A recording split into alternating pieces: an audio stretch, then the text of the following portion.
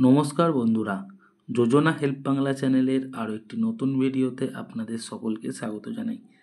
রাজ্য সরকারি ও চুক্তিভিত্তিক কর্মীদের জন্য রয়েছে বিরাট বড় সুখবর। হ্যাঁ, ঈদের আগেই রাজ্য সরকারি ও চুক্তিভিত্তিক কর্মীদের এক লাফে ন্যূনতম 6,800 টাকা পর্যন্ত বোনাস বৃদ্ধি করা হলো। তো কোন কোন রাজ্য সরকারি কর্মী, কোন কোন চুক্তিভিত্তিক কর্মীদের ক্ষেত্রে এই বোনাস বৃদ্ধি করা হলো, কবে থেকেই বা পাবেন এই বর্ধিত বোনাস, এছাড়া কতটা পরিমাণ বা কিভাবে এই বোনাস হিসেব হতে চলেছে বা কিভাবে পেতে চলেছেন এই বোনাস, এই সংক্রান্ত খুঁটিনাটি তথ্য জেনে নিন আজকের এই ভিডিও থেকে। তাই ভিডিওটি স্কিপ না করে প্রথম থেকে শেষ পর্যন্ত দেখুন, আর চ্যানেল নতুন হলে অবশ্যই চ্যানেলটিকে সাবস্ক্রাইব করে নেবেন। ঈদের আগেই লটারি এই কর্মীদের বোনাস বৃদ্ধির ঘোষণা রাজ্য সরকারের, মিলবে 6,800 টাকা। সম্প্রতি রাজ্য সরকারি কর্মীদের জন্য দারুণ সুখবর। পশ্চিমবঙ্গ সরকার 2024-25 অর্থবর্ষের জন্য এবার অ্যাডহক বোনাস ঘোষণা করেছে। সূত্র বলছে এই বোনাসের পরিমাণ সর্বোচ্চ 6,800 টাকা পর্যন্ত করাতে পারে।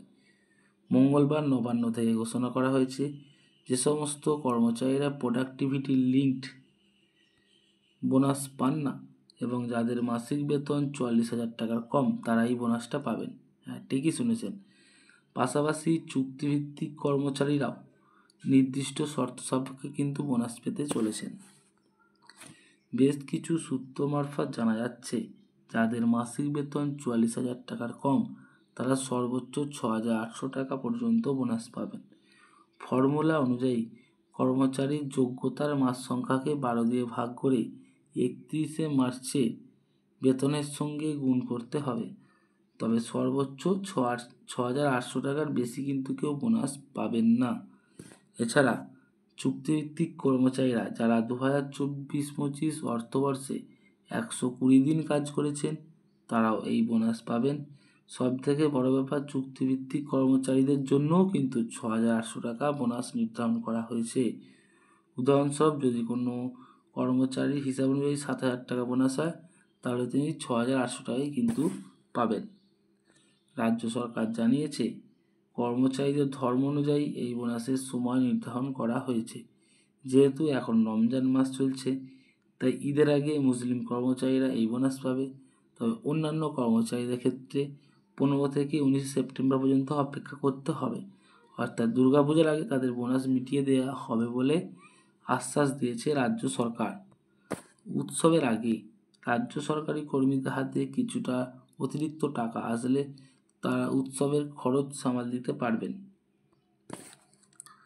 একদিকে যেমন রাজ্য সরকার বোনাস দেওয়ার ঘোষণা করেছেন, অন্যদিকে সরকারি কর্মচারীদের ডিএ বৃদ্ধির দাবিতে তারা সরব হয়েছেন। বর্তমানে রাজ্য সরকারি কর্মীদের ডিএ মাত্র 14%, যা আগামী এপ্রিল মাস থেকে বেড়ে দাঁড়াবে 18%, যেখানে কেন্দ্রীয় সরকারি কর্মচারীদের ডিএ 53% করে বাড়ছেন।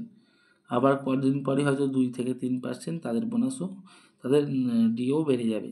সেখানে রাজ্যের কর্মচারীদের এই সামান্য ডিএ সত্যি অনেকটা ফারাক। তাই রাজ্যের কর্মচারীরা কেন্দ্রীয় হারে মহার্ঘ ভাতা পাওয়ার দাবি করছেন।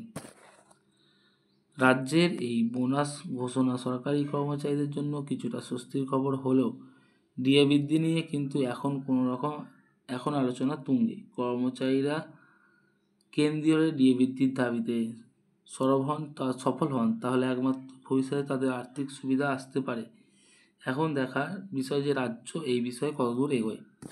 তো বন্ধুরা, এই ছিল রাজ্য সরকারি কর্মী ও চুক্তিভিত্তিক সরকারি কর্মচারীদের বোনাস বৃদ্ধি সংক্রান্ত আপডেট, যেটা সর্বোচ্চ 6,800 টাকা করে তারা পাবেন।